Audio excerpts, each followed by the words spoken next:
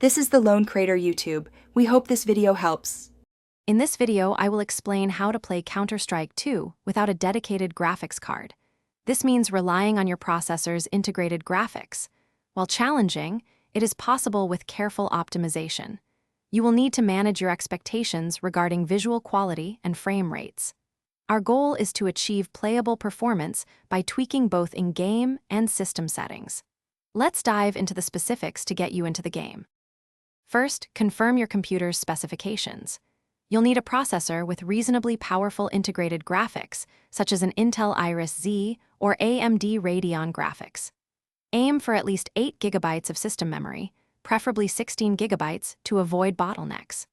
Also, installing the game on a solid-state drive, or SSD, will significantly reduce loading screens and improve overall responsiveness. These are foundational steps for any chance of success. Once in the game, head straight to the video settings.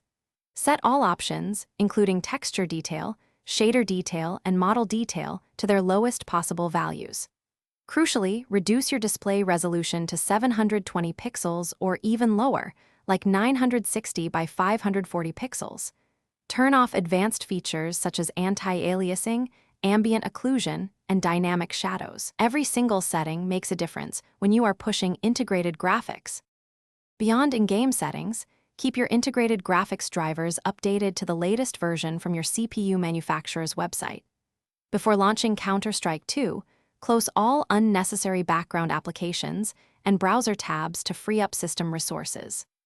Remember, playing without a dedicated graphics card means you will experience lower frame rates, likely between 30 and 60 frames per second, and significantly reduced visual fidelity. Manage your expectations for a smoother experience. Thanks for watching.